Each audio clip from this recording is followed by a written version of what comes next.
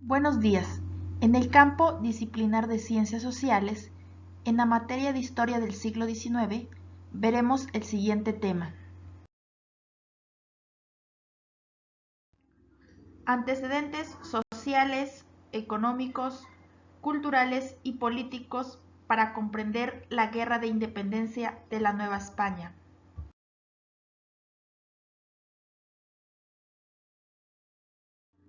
A finales de la época colonial, los territorios que componían el virreinato de la Nueva España habían experimentado un esplendor económico nunca antes visto. Había quedado atrás el estancamiento de mediados del siglo XVIII y la población comenzó a crecer de forma acelerada. El crecimiento de las ciudades fue particularmente importante por el desarrollo de la minería y otras actividades, como la ganadería, la agricultura y el trabajo en los obrajes.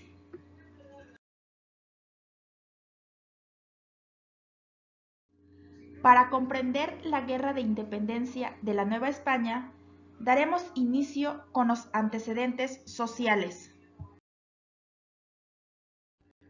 La mayor parte de la población la constituían los indígenas y las castas.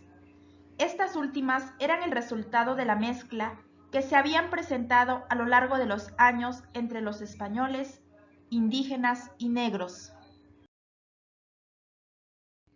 La diversidad de castas deja en evidencia la desigualdad social y la organización jerárquica.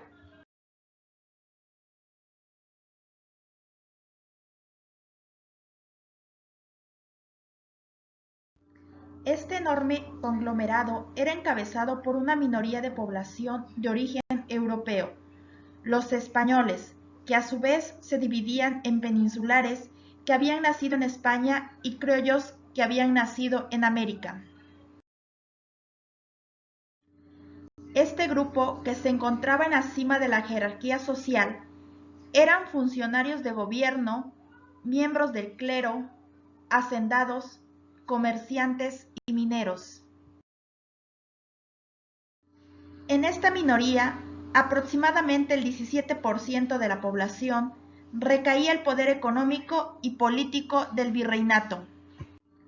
La Nueva España era el país de los contrastes, pues la riqueza se concentraba en un minúsculo grupo representado por los españoles peninsulares o criollos.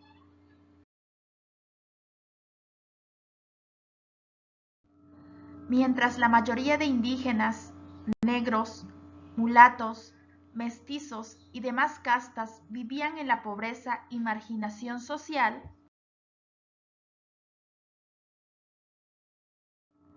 trabajando como jornaleros en las haciendas y minas, explotados en los obrajes o siendo sirvientes sin oportunidad de ascender en la escala social, sin derechos y cargando el sistema económico en sus espaldas.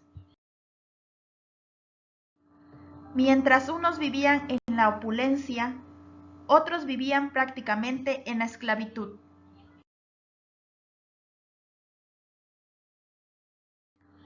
Para seguir comprendiendo la Guerra de Independencia de la Nueva España, ahora veremos los antecedentes económicos. En el aspecto económico, quedaba en claro que había que poner orden para poder extraer los recursos que la monarquía necesitaba en un contexto caracterizado por la crisis política y económica que experimentaba la corona. Así, las décadas anteriores al inicio de Guerra de Independencia, el gobierno español incrementó y creó nuevos impuestos que llamó extraordinarios. Dichos impuestos solo lograron empobrecer a la población y generaron malestar entre los criollos, dueños de haciendas y minas, pero también en los comerciantes.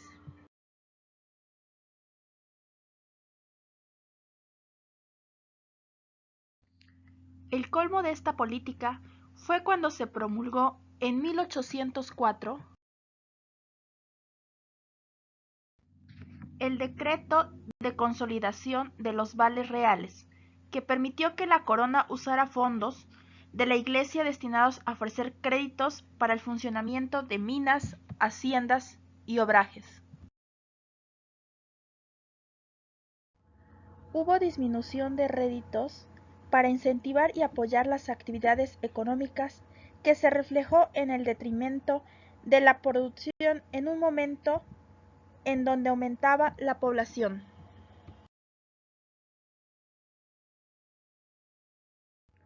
Por ende, hubo una demanda de bienes y alimentos.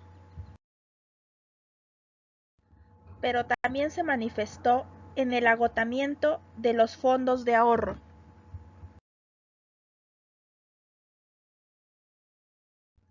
Si a esto le sumamos una etapa donde ocurrieron algunas sequías y hambrunas, podemos entender el descontento social en todo el reino.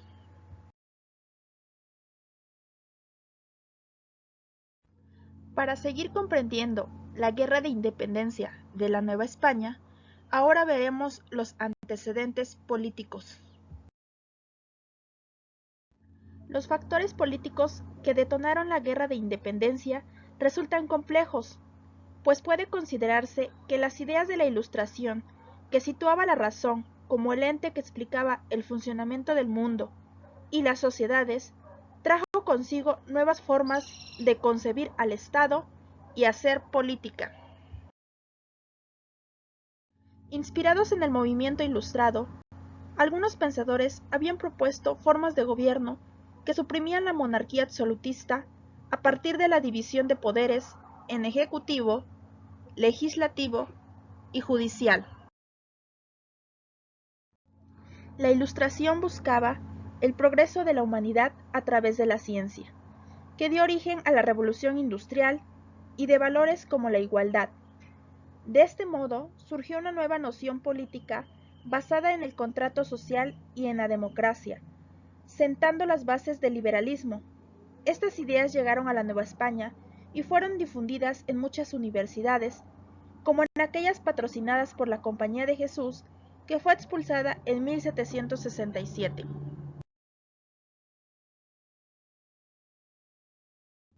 Otro factor político externo para comprender la guerra de independencia de la Nueva España fueron los siguientes. Este factor político estuvo relacionado con la ocupación napoleónica en la península ibérica, pues dicho acontecimiento detonó una fuerte discusión sobre si Nueva España debía ser leal al nuevo gobierno o proclamar su independencia.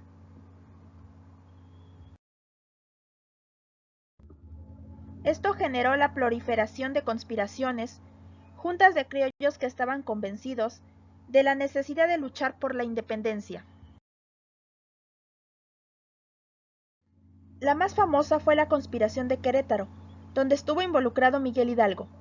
Por otra parte, las reformas borbónicas implementadas durante el siglo XVIII contemplaron una paulatina sustitución de los criollos en los cargos de gobierno por funcionarios españoles, quienes traían la consigna de mejorar la recaudación fiscal.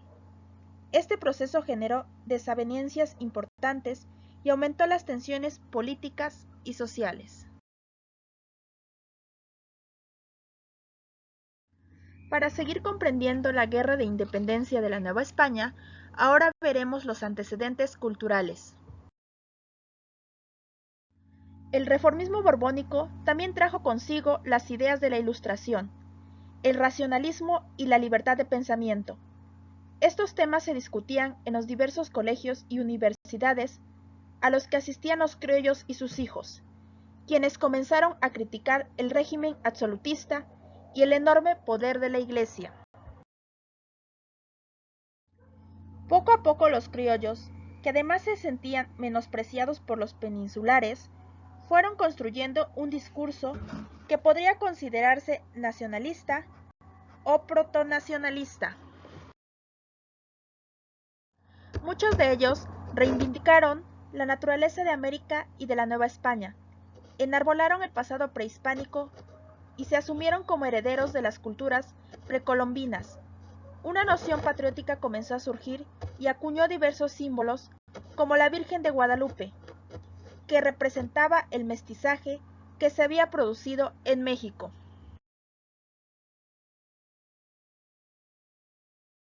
Este poderoso juego de símbolos y de construcción de identidad, la idea de que el virreinato tenía los recursos suficientes para garantizar la felicidad de sus habitantes, fue cobrando cada vez más fuerza. Así, la emancipación comenzó a construirse en el terreno de la cultura y de las ideas.